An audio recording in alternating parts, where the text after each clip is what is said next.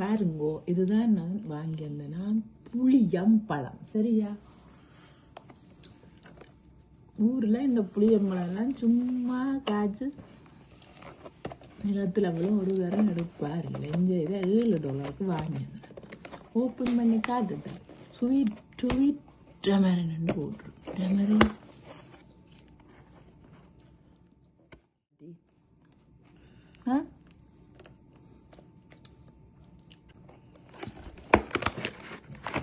கரைக்கு போடத்தான் வாங்கினேன்.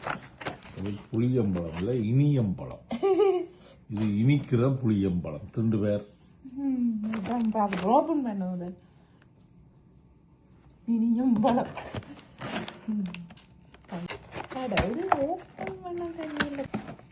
கத்திய 2 சைடும் இதுதான் இருக்காங்க. போற இஞ்சி போட்டு சாப்பிடுவோம்.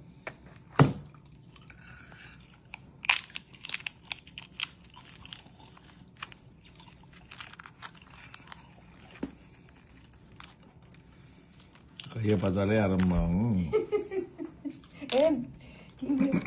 எப்படி இருக்கு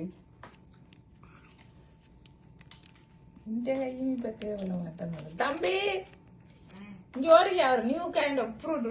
உனக்கு நீதான் வேலை. நான் ஏதோ கரைக்கி விடலான்னு தான் வாங்கியிருந்தேன். பச்சை இனிப்பாக்குறது. இது யாரும் கரைக்கி விடலாம். அறிகுறியே இல்லை. இதை புளியம்பழம் கொள்ளக்கூடாது. இனியம்பழம். சொல்லு. இனியம்பழம் வரையும் புளிக்காது. பொங்கல் இன்னும் வாங்கல புளிக்கா. அந்த சவரம் கொட்டையெல்லாம் ஒன்று புளிக்குது. கரைக்கி விடலாம்.